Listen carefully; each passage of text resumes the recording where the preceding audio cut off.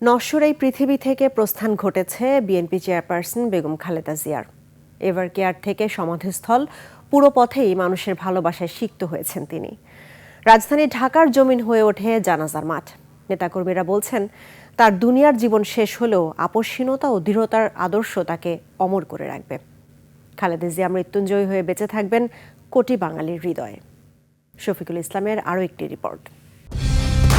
Colour expert, George sap এবং mild on hands technology সমৃদ্ধ Orix crystal wash আপনার laundry expert. ৫৬,০০০ বর্গমাইলের এই ভূখণ্ডকে যিনি ধারণ করতেন হৃদয়ে, তার মৃত্যুতে ৩০শে ডিসেম্বরের ভোরটা পৌষের শীতলতা কাটিয়ে ভর করে নিস্তব্ধতায়। দীর্ঘ ১ মাস ৭ দিনের চেষ্টা ব্যর্থ করে দেশের স্বাধীন ও সার্বভৌমত্বের প্রতীকে মোড়া ফ্রিজিং গাড়িতে বের হন বেগম খালেদা জিয়া। এদিন পথে পথে ছিল না কোনো স্লোগান, শুধুই শোকাতুর চোখ তাকিয়েছিল অপলক। সবুজের মাঝ দিয়ে ছুটে চলা তার প্রাণহীন দেহ যেন জানান দিচ্ছিল সেই কথা, দেশের বাইরে আমার কোনো ঠিকানা নেই। সেনানিবাসের বাড়ি থেকে উৎখাত হওয়ার পর গুলশানের বাসভবন ফিরোজাই ছিল আশ্রয়স্থল। সেখানে শেষবারের মতো এলেন তিনি। এরপর ফ্রিজিং গাড়ি ছুটল সংসদ ভবনের দিকে, যে সংসদে দেশের মানুষের হয়ে কথা বলতেন বেগম জিয়া। টেকনাফ থেকে তেতুলিয়া, রূপসা থেকে পাথুরিয়ার জনমানুষের ঢেউ এসে উপচে পড়ে সংসদের দক্ষিণ প্লাজায়। জানা যায়, অংশ নিতে এত মানুষের ঢল এর আগে কখনো দেখেনি বাংলাদেশ। বেগম জিয়া যে জনগণের আস্থার প্রতীক হয়ে উঠেছিলেন, এ যেন তারই বহিঃপ্রকাশ।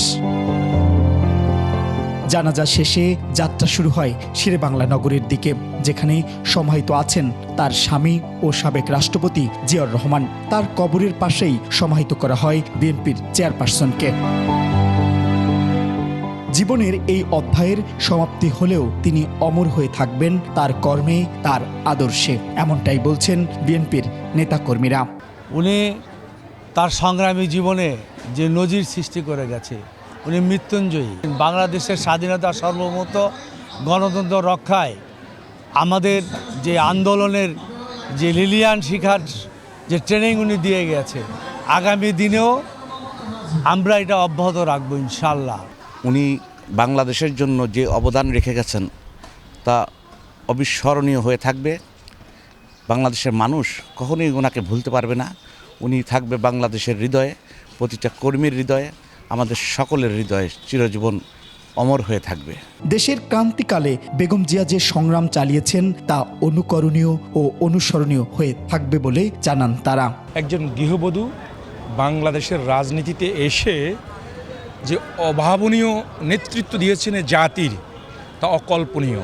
উনি নায়িকা, আমাদের পথ চলতে হবে, আমার অনেক কষ্ট হবে। মসলিন পথ অনেক কঠিন হয়ে গেছে আমাদের জন্য। ওনার আদর্শ এবং ওনার কর্মকাণ্ডকে আমরা কীভাবে সামনের দিকে এগিয়ে নিতে পারি, এটা এখন আমাদের সকলের দায়িত্ব। জাতীয়তাবাদী শক্তি বলছে কীর্তিমানের মৃত্যু নেই, তাই বেগম জিয়া মিশে থাকবেন এদেশের গণতন্ত্রকামী মানুষের চিন্তা, চেতনায় ও ভালোবাসায়। শফিকুল ইসলাম, ২১শে টেলিভিশন, ঢাকা।